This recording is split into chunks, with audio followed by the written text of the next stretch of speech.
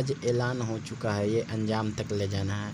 पवन सिंह तो एक ही गाना निकला है अभी बोलबम का, अभी तो निकलना बाकी है। जो गेरुआ रंग की ओढ़नियाँ जो पवन सिंह ऑफिशियल से रिलीज होने वाला कल 7 बजे जो गाना आ रहा है, काफ़ी धमाल मचा देगा। ये गाना काफ़ी धमाल मचा देगा। पवन सिंह के साथ सारे वाला तारे के हीरोइन नज़र आने वाला है, स्मृति सिन्हा जो काफ़ी पवन सिंह की हीरोइन है, जो जिस गाने में सारी सितारी जो नज़र आया था वह हीरोइन नज़र आने वाला है।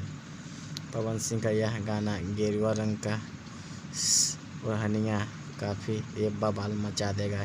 ये तो पवन सिंह का एक ही गाना निकला था, यह दूसरा गाना बोलबम वाला निकलने वाला जो कल 7 बजे रिलीज़ किया जाएगा पवन सिंह ऑफिशियल चैनल से। अभी जाके कल 7 बजे सभी लोग जाके इस गाना को देखें और कमेंट में बताएं कैसा गाना है।